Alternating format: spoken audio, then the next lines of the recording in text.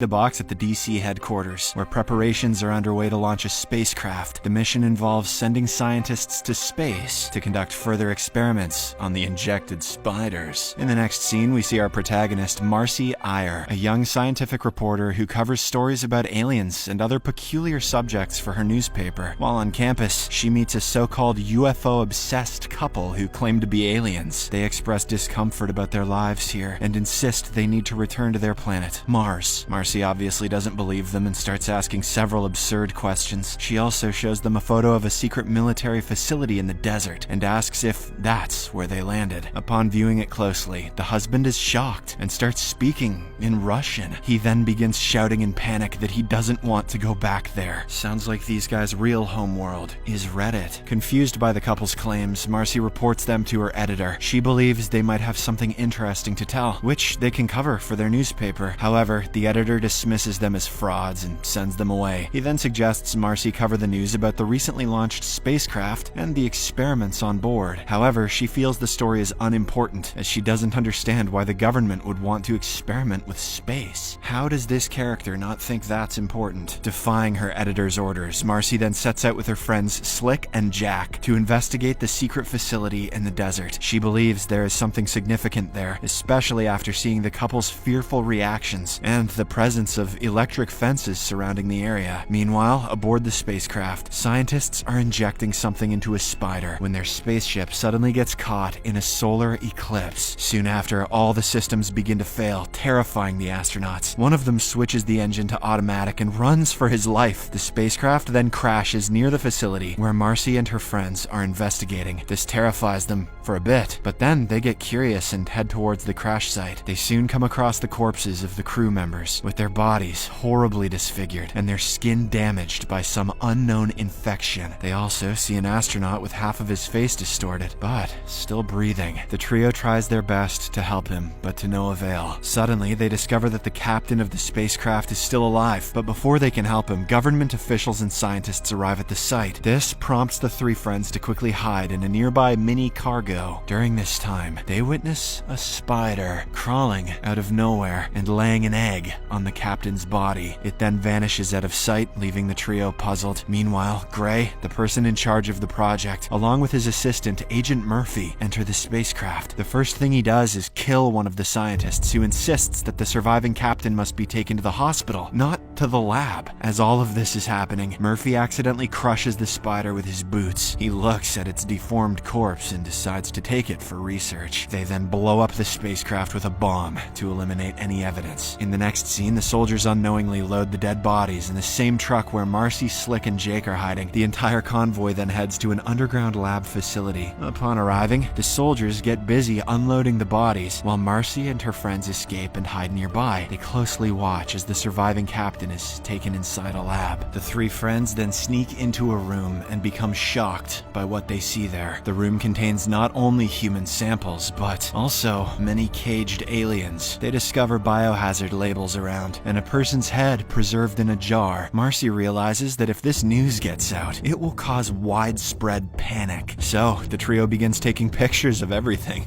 Afterward, they enter the room where the captain has been kept. We see that his face has been severely deformed, and he can barely talk. Marcy and her friends approach him and try to ask him some questions, but the captain simply whispers to them that they must stop the mother-in-law and warns them to run away from the facility. Before they can understand what that means, the captain's face suddenly explodes and a giant spider emerges from his skull. This freaks the trio out, and they quickly run away from there. Seconds later, two scientists hear the commotion and enter the room. They are equally shocked to see the giant spider crawling towards them. They try to defend themselves, but the creature suddenly attacks them by vomiting its long webs. It then goes after the male scientist and brutally kills him. Meanwhile, the female scientist loses her vision due to the spider web, so she opens the lab door and tries to flee, but the creature easily catches up to her and finishes her off. At the same time, Gray arrives with his soldiers and enters the lab where the captain was kept. When he discovers the dead bodies, he quickly deduces that it's the doing of the spider. He fears that the creature will wreak more havoc, so so he orders the soldiers to capture it alive. Meanwhile, Marcy and her friends attempt to escape the facility, but end up in a maze-like, endless stare. MC Escher was an alien too. As they try to navigate through it, the giant spider emerges from the ceiling and attacks Jake. It stings his leg, but Slick punches the spider and throws it downstairs. They then manage to escape from an unlocked door and find a place to rest. During this time, they notice a room labeled Project Mill, which is Project Mother-in-Law, not what you were thinking. Remembering the captain's dying words, the trio immediately heads inside and finds various alien species preserved in jars and subjected to scientific experiments. They also learn that the scientists have been studying the growth of their test subjects under various experimental environments. To find out more information, Jake, a computer genius, hacks into one of the devices. The other two continue investigating the room and soon come across a photo of the person Marcy had met on campus earlier. This shocks her. She finally realizes that the man was telling the truth. Still probably a Redditor, though. Meanwhile, Jake successfully hacks the system, revealing a trove of classified information. They learn that the government had been experimenting on a species of giant spiders that lays eggs inside human bodies and gives birth to new offspring. The spacecraft that had been sent into space was part of this experiment, where aliens' DNA was injected into humans to serve as hosts for these spiders. They also discover that the experiment had to be conducted in an environment similar to that of the aliens, meaning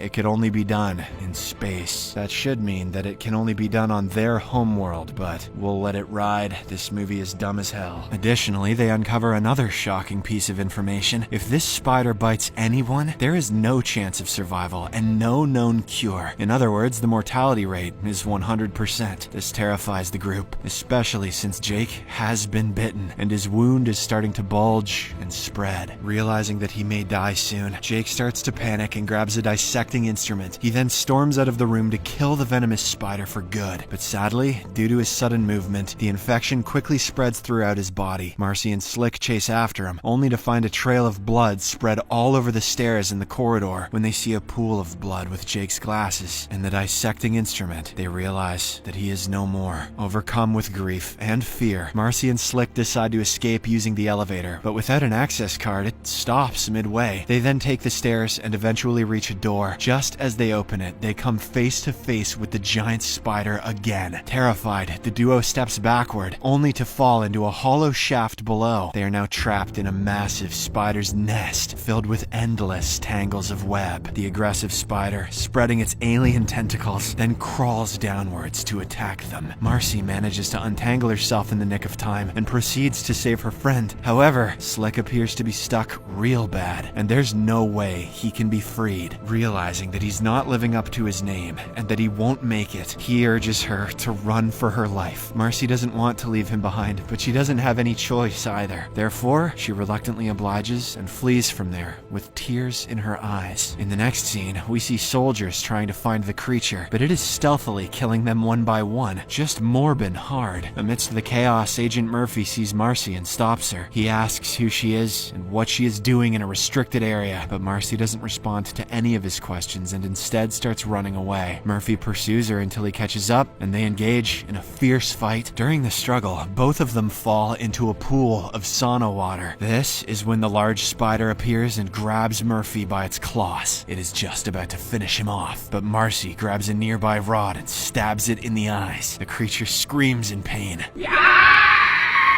And momentarily retreats, allowing the two to run away. But they face yet another setback when they learn that the doors are blocked with spider webs. Just then, they encounter Gray, who is armed with a weapon. Seeing Marcy, the head of the project becomes furious and points his gun at her. It turns out Marcy had written a paper about Gray's secret operation in her newspaper. This had made him so angry that he started digging up information on her. Gray now wants to silence everyone in the facility so that the spider doesn't tail them. This also means he won't hesitate to kill either Marcy or Murphy. But just as he's about to open fire, the giant spider attacks him from behind and lays an egg inside him. This is what I always wanted! I mean, no! The other two take advantage of the distraction and get into an elevator. As they try to leave, the spider follows them and starts attacking the elevator from beneath. Murphy then quickly presses the button to the ground floor, causing the elevator to descend rapidly. When it eventually thuds on the ground below, the bug is brutally squashed. In the aftermath, Marcy and Murphy Murphy emerge from the facility and head back to the campus to regroup and plan their next steps. However, when they arrive, they are shocked to find Gray, who had been previously attacked by the spider. There is also the dead body of the newspaper editor, who appears to have been recently murdered. All of a sudden, tentacles begin to emerge from Gray's mouth, and his body eventually explodes to show a fully adult giant spider. How do you like me now? Horrified by the sight, Marcy and Murphy run outside and scream for everyone to flee from the building. Panic soon spreads among the people as the hostile spider begins attacking and brutally killing them. Amidst the chaos, Murphy spots a nearby helicopter equipped with 2 rocket launchers. This movie is just a Resident Evil game. This gives him an idea, I would hope so, and he tries to attack the spider using the launcher. Unfortunately, he misses the target, and the creature starts chasing after them. Marcy and Murphy quickly board the helicopter and decide to attack it from above. They track the spider to the vicinity of the World Trade Center. What? Murphy then flies the chopper towards it, while Marcy prepares to fire. But just as she aims, the spider attacks their helicopter with its endless web. This causes Marcy to lose her balance and fall from the vehicle. Fortunately, she is tied with a rope that's connected to the helicopter's base, leading her to regain control. She then re-equips herself with the rocket launcher and fires at the spider just as it opens its mouth. This time, she successfully hits the target and kills the creature for good. The movie ends with Marcy and Murphy celebrating their victory with some loud hoots and hollers.